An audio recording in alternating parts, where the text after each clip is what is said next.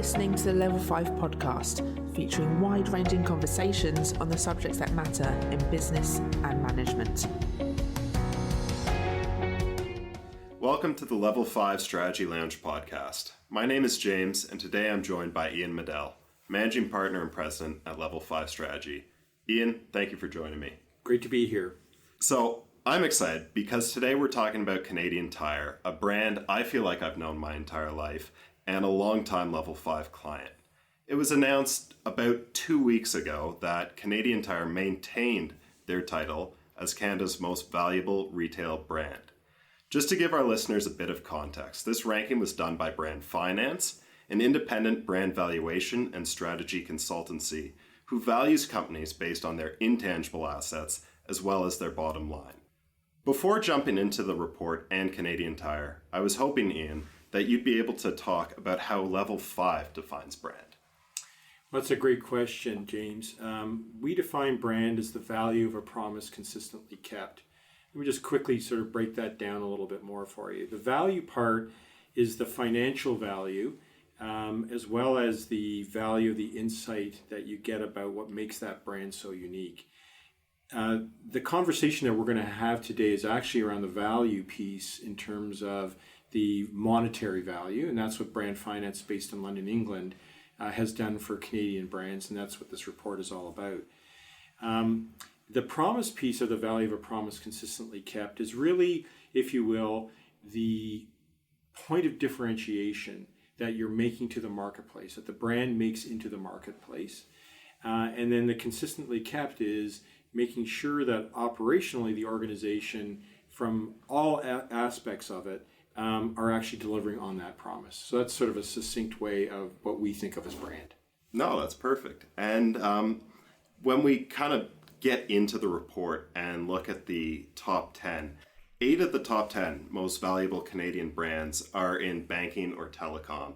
And this isn't terribly surprising, I guess, because they are top of mind. They have been very well established and they perform very well financially. I'm curious, though, when you look ahead 5, maybe even 10 years into the future, what are some sectors or brands that you're most excited about? Well, I think the one that's probably most top of mind is the cannabis sector. And the legalization of cannabis in Canada is, without doubt, one of the most interesting and exciting brand building opportunities in a generation. They just don't come along that often. Not only for this country, but also globally as cannabis becomes legal in other jurisdictions. And in Canada, we are one of the pioneers, not the only one, but one of the pioneers in terms of from a national basis. So not only for this country, but around the world. So the sector's in the very early stages of development. There's lots of growing pains right now. But for those organizations looking to build value for the long term, these brands will become the crucial driver of that value. And, you know, as I said, we define brand as a value of promise consistently kept. And it's far beyond Marcom and requires the whole organization to play its part in building the brand. So this becomes more important given the restriction on traditional Marcom techniques that the cannabis industry faces. So their brand building is not going to be as straightforward as your regular sort of CPG type organization because it's so highly regulated. So there's going to be different levers that they have to use to build their brand. So the brand will be defined by effectively delivering the promise in terms of the product and service quality, the consistency, the availability, the safety, the product extensions, and openness to learn and change in a very immature customer journey right now. But the sector is highly regulated, but differentiation is possible and needed for long-term value appreciation.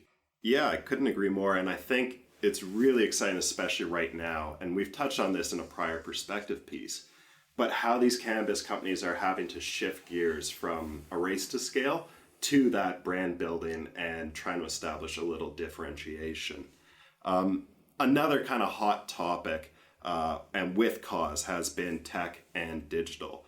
It seems as if it's becoming mandatory for business models across most, really, if not all sectors.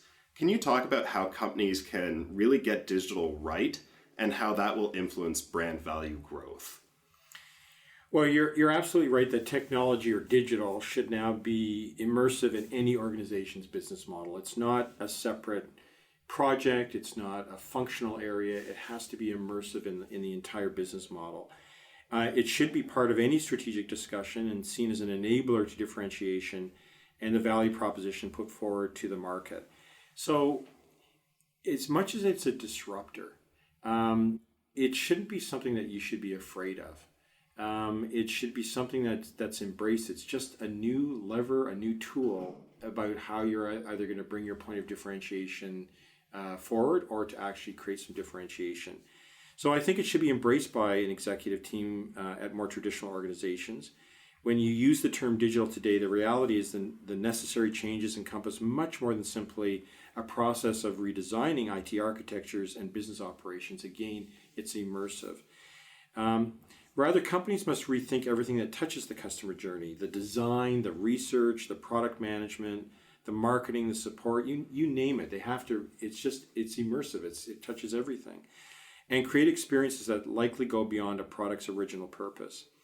Organizations that we've worked with that take this approach are having success with this new competitive reality.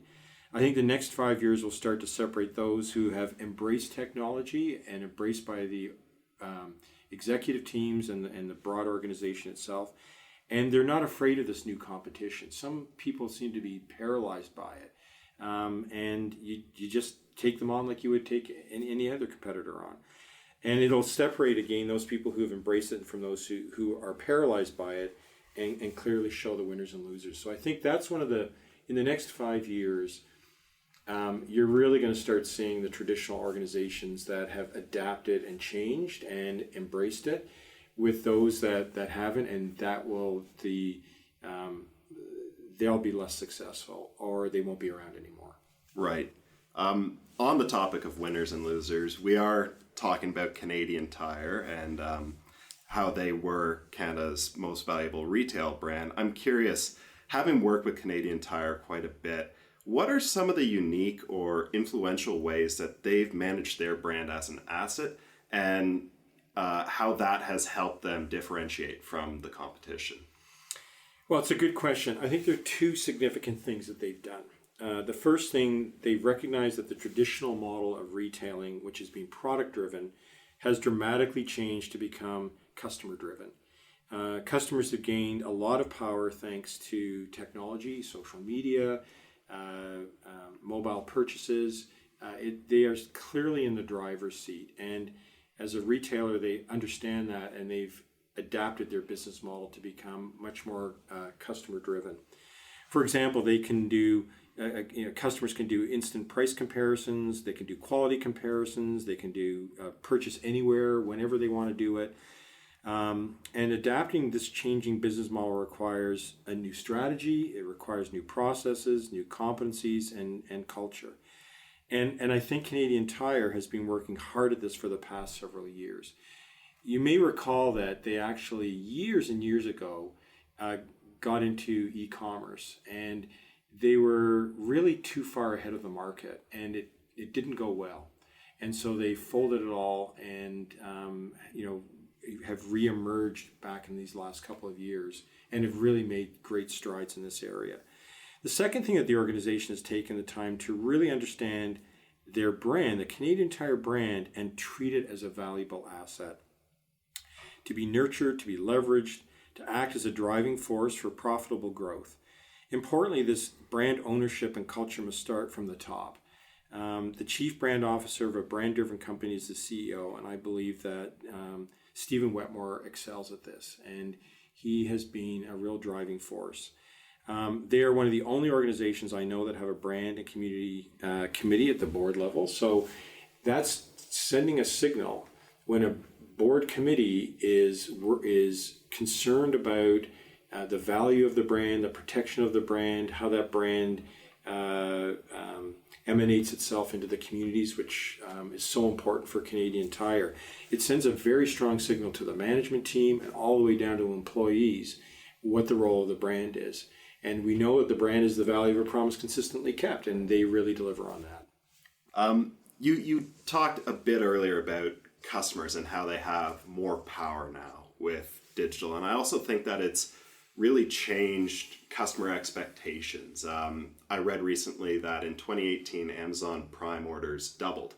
And that has an effect on traditional brick and mortars, where customers now, if they want a product, have different expectations. It's, if I order it online, I expect to have it in less than a week. Can you expand on some of the ways traditional brick and mortar brands like Canadian Tire can compete in an ever-growing digital space? Well, I think the first thing is embrace the multiple channels.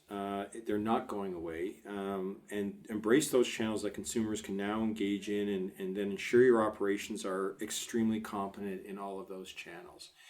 And that's a lot of the heavy lifting that the traditional bricks and mortar stores are doing, is to just be in that omnichannel space and ramp yourself up to make sure that that it's working as best it can. But that's table stakes now. And it seems obvious, but many brick and mortar retailers still have a way to go in this area. And as I mentioned earlier, I think CTC has made great strides over the past couple of years in really truly becoming an omnichannel retailer. But once you've accomplished that, you shouldn't be satisfied, because it's actually not going to be a differentiator for you. It's the table stake, because that's what to your point earlier, every consumer is expecting that. So you have to look for aspects within each channel that you can be the leader or the innovator in. So once you sort of have got that basic table stake, then you have to sort of look at, okay, where can I, as you talked about Amazon and their delivery and how fast they can deliver things. So you've got to choose within some of these channels where you are going to stick out and become a leader. In addition, one of the most significant levers that brick and mortar organizations have to strengthen their value proposition is in the customer experience. So the pure sort of digital players, the customer experience is a little bit of, I can order it online, I can get it delivered to me fairly quickly, but it's not that robust a customer experience. So the bricks and mortar guys still have, it's a powerful lever that they can use. But it does require a clear strategy on the type of customer experience you want to deliver that's relevant to customers and touches the emotional and rational drivers of purchase intent along their journey. And why is it important that I say emotional and rational? It's important because the decision making of humans is that half of it is done at the emotional level. In fact, that's the first step that you take in making a purchase decision, is at the emotional level, and then the rational side of the brain kicks in and takes a look at that decision and has the final veto power, if you will. Right. So it's in a bricks and mortar environment, it's a little easier to be able to deliver that powerful emotional and rational experience, and you really need to understand how that can work. And linking experiences across multiple channels and allowing customers to seamlessly transition from online to brick and mortar and back again is what the great retailers are starting to build. And when you do this right, it can't be duplicated by your competition. So when you truly take that omnichannel and deliver that great customer experience, it's much harder for somebody who's your competition to try and sort of figure out exactly how you do it. It's hard to duplicate. And then both at the traditional and the digital end of things. And the winner from that is going to be you, the customer, and the retailer. Absolutely. And as a former customer service rep, it's exciting to see some of the potential that they now have on the floor with these digitally enabled processes, whether it be endless aisle or the ability to look up product reviews and product specs immediately, to have a better impact on the customer's experience and ultimately drive sales, but in an informed way. So you're meeting a kind of resonant need. Absolutely. Ian, thank you so much for your insights. I really appreciated it, and it was a great time talking. Great. Thanks very much. Have a good day. Thanks to you, our listeners, for tuning into Strategy Lounge, the Level 5 podcast. To learn more about our work, please visit level5strategy.com.